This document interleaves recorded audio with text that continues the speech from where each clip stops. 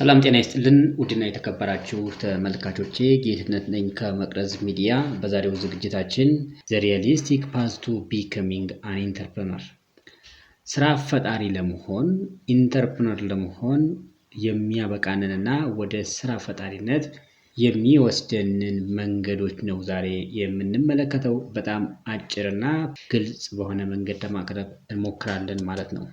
እሺ እንግዲህ ብዙ ሰዎች ስራ ፈጣሪ መሆን ማለት ትልቅ የንግድ ሀሳብን ማመንጨትና ያንን የንግድ ሀሳብ በአንድ ጀንበር ውስጥ ወደ ተግባር በመለወጥ የሚመጣ ይመስላቸዋል።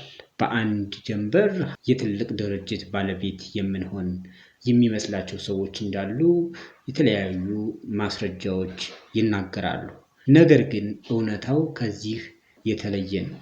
አብዛኞቹ አዳዲስ ንግዶች በአንደኛው ዓመት ላይ የሚከስሩት በሀሳብ እጥረት ሳይሆን የሚከተሉት መንገድ እውነተኛ ኢንተርፕረነር እንዲሆኑ የማያስችል ትክክለኛ እና ገበያ ውስጥ በደንብ ኦፕሬት የሚያደርግ የንግድ ድርጅት ለመመስረት በማያስችል በተሳሳተ መንገድ ስለሚሄዱ ነው ነገሮች የሚበላሹባቸው። እና በአንድ ጀንበር የትልቅ ድርጅት ባለቤት ለመሆን የሚያስችል ሀሳብ አመንጭተን በዛው ጊዜ ውስጥ ያን ድርጅት መስርተን የትልቅ ንግድ ድርጅት ባለቤት ወይም ስኬታማ ስራ ፈጣሪ እንሆናለን ብለው የሚያስቡ ሰዎች እንደገለጽኩላችሁ ናቸው። እንግዲህ አብዛኞቹ ከሚወድቁት ስታርትአፖች ውስጥ እንድንደመር የሚያደርገን አሰራር ነው ማለት ነው። እንግዲህ በዛሬው ቪዲዮአችን ያለምንም ትልቅ ካፒታል ሳንወጣና አላስፈላጊ ስጋት ውስጥም ሳይገባ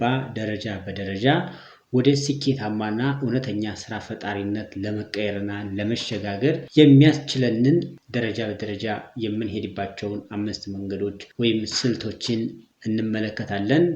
እንግዲህ ቪዲዮ ላይክ በማድረግ ጀምሩትና እስከ ዝግጅታችን ፍጻሜ ድረስም አብራችሁን እንድትቆዩ እየጋበዝኩኝ ወደ እነዚህ 5 ስልቶች እንገባለን ማለት ነው። ደረጃ 1 የመጀመሪያው ስቴፕ ትክክለኛና እውነተኛ የሆነ ስራ ፈጣሪ ለመሆን የምንጀምርበት የመጀመሪያው ስቴፕ የአስተሳሰብ ለውጥና የክህሎት ፍተሻ ማድረግ አለብን። ይሄ ማይንድሴት ሽፍት የምናመጣበት ነው ማለት ነው። ከተቀጣሪነት ወይም ከትዕዛዝ ፈጻሚነት አስተሳሰብ ወጥተን ወደ ባለቤትነትና ወደ ፈጣሪነት አስተሳሰብና ስነ ልቦና በመሸጋገር ነው የኢንተርፕረነርሺፕ ጆርኒያችንን ወይም ጉዟችንን የምንጀምረው። በአንድ የስራ መስክ ብቻ ጎበዝ ብንሆን፣ ለምሳሌ ጎበዝ አካውንታንት፣ ጎበዝ ቪዲዮ ኤዲተር፣ በሌሎች ዘርፎችም ጎበዝ ባለሙያ ብንሆንም ይሄ በአንድ ዘርፍ ብቻ የምናመጣው ጉብዝና ድርጅት አቋቁመን ንግድ ለመምራት አያበቃንም። ይሄ በቂ አይደለም ማለት ነው። ስራ ፈጣሪ ለመሆን ኢንተርፕረነር ለመሆንና ድርጅት አቋቁመን ለመምራት የገንዘብ ፍሰት ፋይናንሻል ነገሮችን መገንዘብ አለብን። ማርኬቲንግን ማወቅ አለብን። ከሰዎች ጋር ኢንተራክሽን እና ሰዎችን የመምራት የሊደርሺፕ ስኪልን መልመድ አለብን። እነዚህን ነገሮች ማዳበር አለብን ማለት ነው። በጥቂቱ ማዳበር አለብን ወደ ትክክለኛው የስራ ፈጣሪነት ፖዚሽን ወደዛ ቦታ ለመድረስ ያንን ማንነት ኦውን ለማድረግ እነዚህ ነገሮች ማዳበርና ማወቅ አለብን ማለት ነው። ስለዚህ እነዚህ የሚያስፈልጉ ነገሮችን በደንብ ሊስት አውት ካደረግንና ትክክለኛ ስራ ፈጣሪ ለመሆን የሚጠበቁብንን ጉዳዮች ከለየን በኋላ እኛም ራሳችን አፕሬዝ እናደርጋለን። ራሳችን እንፈትሻለን። ምን ጠንካራ ጎን አለን? ለስራ ፈጣሪነት የሚያበቃ ጠንካራ ጎናችን ምንድን ነው? ድክመቶቻችንስ? ስራ ፈጣሪ ለመሆን የሚጎሉን ድክመቶቻችን ምንድን ናቸው? የሚለውን ነገር በደንብ ፈትሸን በዝርዝር እናወጣለን ማለት ነው። ወደ ስራ ፈጠራም ስንገባ እንግዲህ ገበያ ውስጥ ስለምንገባ ገበያ ውስጥ ከአክተሮች ጋር መተዋወቅ አለብን። አክተሮችን ማወቅ፣ ባህሪያቸውን፣ ፍላጎታቸውን ማወቅ ስላለብን ኔትወርካችንንም ከሰዎች ጋር ያለንን መስተጋብርና ትስስርም በደንብ መፈተሽ አለብን ማለት ነው። መፈተሽና በዝርዝር ተንትነን ማወቅ አለብን። ይህንን ካወቅን እንግዲህ ያሉን ነገሮች ላይ ካፒታላይዝ ማድረግ የጎደሉንን ደግሞ ማሟላት የሚለውን ነገር እየሰራን እንቀጥላለን ማለት ነው። የመጀመሪያውን ደረጃ በዚህ መንገድ ካጠናቀቅን በኋላ ወደ ደረጃ 2 እንሸጋገራለን። ሁለተኛው ስቴፕ ላይ የምናገኘው በገበያው ውስጥ ያለንን እውነተኛ ችግር መለየት ወይም ፕሮብለም አይደንቲፊኬሽን የምንለው ነው። የንግድ ስራ ሀሳብ ኖሮን እንደው ሀሳባችን ተንደርድረን ወርደን ወደ በትልቅ ድርጅት ወይም ደግሞ በተወሰነ ደረጃም ሊሆን ይችላል ወደ ምርት ብንገባ ምርቱ የማይሸጥ ከሆነ ድካማችን ከንቱ ነው የሚሆነው። ስለዚህ መጀመሪያ ራሳችን ስነ ልቦናችን እና ስኪሎቻችንን በደንብ ካወቅን በኋላ ስቴፕ 2 ላይ ችግር ልየታ ላይ ነው የምንሄደው። ምንድነው እውነተኛ ችግር ኢኮኖሚ ውስጥ ያለው፣ አካባቢያችን ላይ ያለው፣ ህብረተሰባችን ላይ ያለው የሚለውን ነገር ማወቅ አለብን።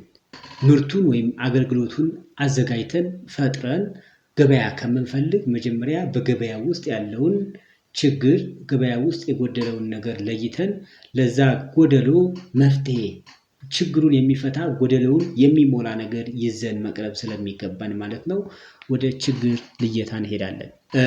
እኔ ይሄን ስለምችል ይሄን መስራት አለብኝ ወይም ደግሞ ይሄን መስራት እፈልጋለሁ በሚል ስሜት የሆነ ነገር ውስጥ ከመግባታችን በፊት በምትኩ አካባቢያችን በደንብ እስካን ማድረግ፣ ኢንዱስትሪያችንን በደንብ ማወቅ፣ ሰዎች በየቀኑ የሚቸገሩበትን ነገር መለየት፣ ጊዜ ወይም ገንዘብ የሚያባክንባቸውን ማነቆዎችና ችግሮች በደንብ አስተውለን መለየት አለብን ማለት ነው።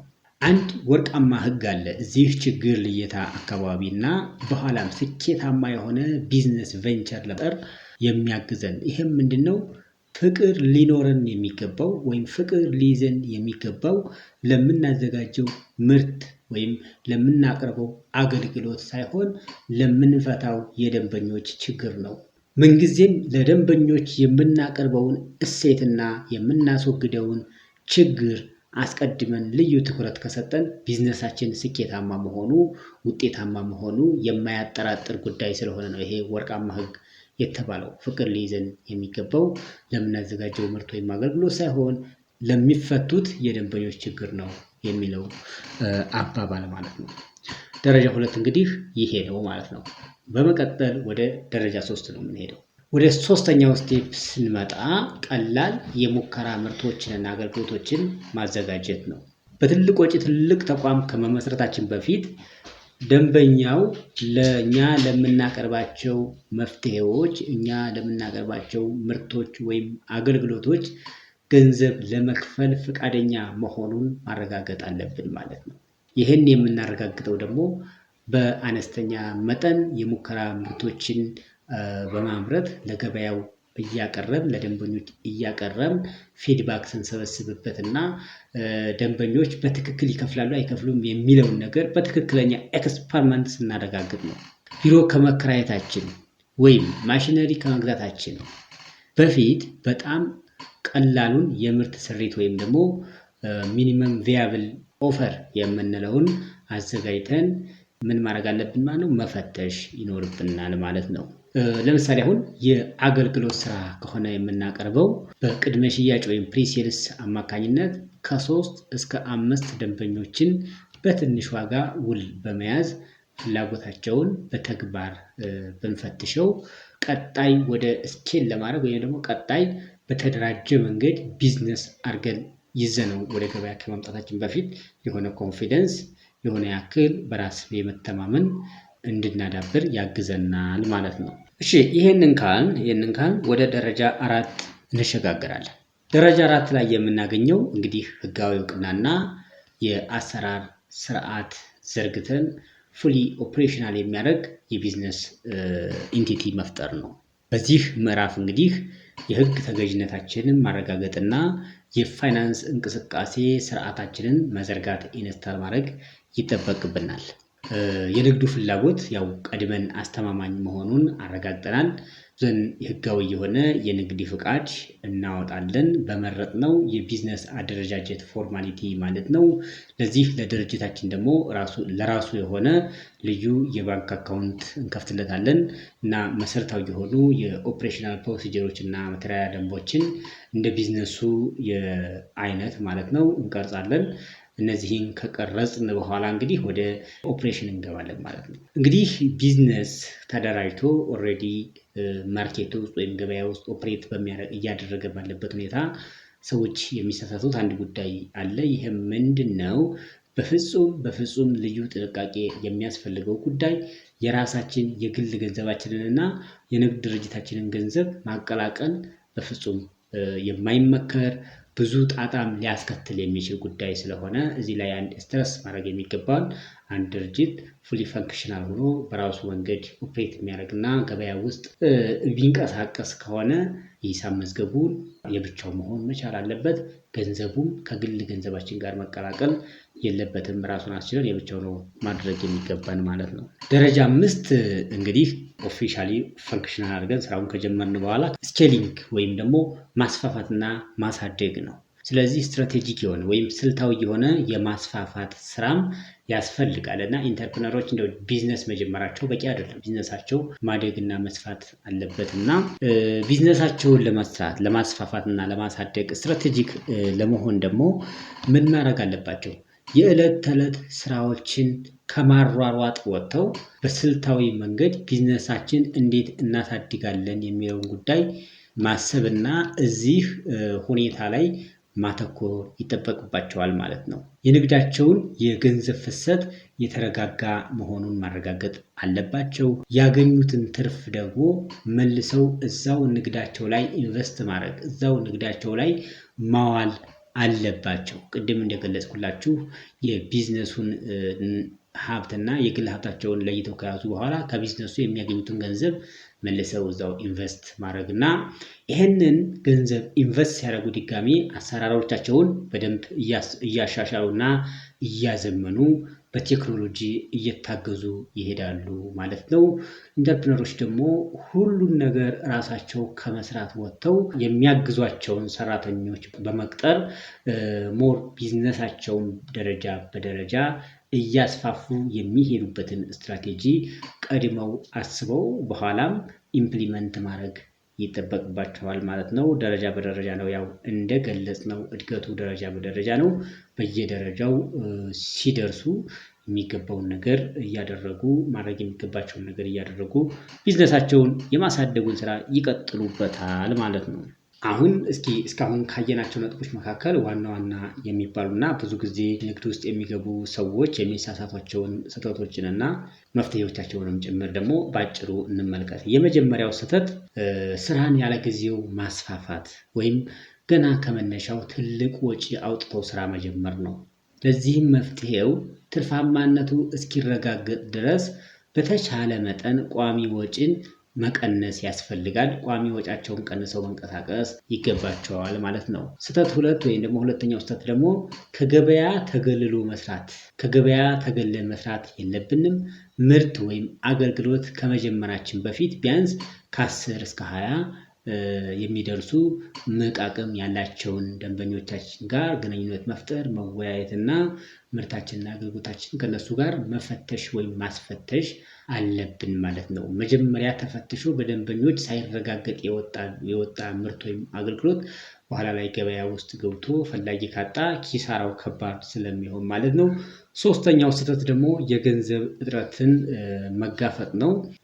እንግዲህ ቢዝነስ እንደው ባለን ነገር ከጀመርን በኋላ መሀል ላይ ነገሮች እንደጠበቅናቸው ካልሄዱ ምን ያጋጥመናል? የገንዘብ እጥረት ያጋጥመናል። አገልግሎት ምርት ለምሳሌ ከሆነ ያለንን ገንዘብ ጥሬ ዕቃ ላይ እና ቋሚ ዕቃ ላይ አዋል ነው። ጥሬ ዕቃውን አምርተን ወደ ገበያ ስናወጣው ቶሎ ካልተሸጠ ኢንቨንተሪ ሆኖ ገንዘባችን ይዞብን የሚቆይ ከሆነ ለከፍተኛ የገንዘብ እጥረት እንዳረጋለን ማለት ነው። ይህም እንግዲህ ቢዝነሱን እንደ ቢዝነስ በህልውና ለመቆየት ራሱ የሚፈታተን ሁኔታ ሊሆን ይችላል እና ይህን ደግሞ ለማስወገድ እንግዲህ ቢቻል እስከ 6 ወር ከተቻለ ከዛም በላይ ቢያንስ ግን እስከ 6 ወር የሚደርስ የንግድ ስራውን ለማስኬድ የሚያግዝ የመጠባበቂያ ፈንድ ይዘን ወደ ስራ ብንገባ ይህን ችግር በቀላሉ ማለፍ የምንችልበት እድል አለ ማለት ነው።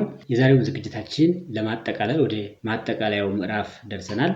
በዚህ ፕሮግራም ያየናቸው ያው ስራ ፈጣሪነት በአንድ ጀንበር የሚሳካ ጉዳይ ሳይሆን የእድል ጉዳይም ሳይሆን ደረጃ በደረጃ የሚገነባ የተግባር ልምምድና የህይወት ጉዞ መሆኑን መገንዘብ አለብን። ዛሬ ካየናቸው 5 ደረጃዎች ውስጥ በአሁኑ ሰዓት እርስዎ በየትኛው ደረጃ ላይ ናቸው? በደረጃ 1 በደረጃ 2 ወይስ በሌሎች ደረጃዎች ላይ የሚለውን ጉዳይ በተመለከተ እስኪ አስተያየታችሁን ከታች ኮሜንት መስጫ ሳጥኑ ላይ ብትጽፉልን ደስ ይለናል።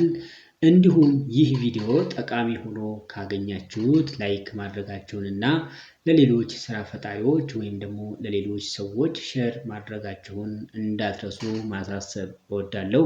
በቀጣይ በመሰል ሌሎች ዝግጅቶችን ይዘን እስከምንመጣ ድረስ ሁላችሁም በያላችሁበት ቸር እንድትቆዩ በያላችሁበት ሰላም እንድትሆኑና በድጋሚ እንድንገናኝ እየጠየቅኩኝ ለዚህ ቻናል ምናልባት አዲስ የሆናችሁ ተመልካቾች ካላችሁ ሰብስክራይብ አድርጋችሁ የዚህ ቻናል ቤተሰብ እንድትሆኑና እንደዛሬው አይነት ጠቃሚ ዝግጅቶችን ስንለቅ እንዲደርሷችሁ ያው ሰብስክራይብ አድርጉ ማለት እወዳለሁ። በተረፈ ስለተከታተላችሁን በጣም እናመሰግናለን። መልካም ጊዜ ይሁንላችሁ።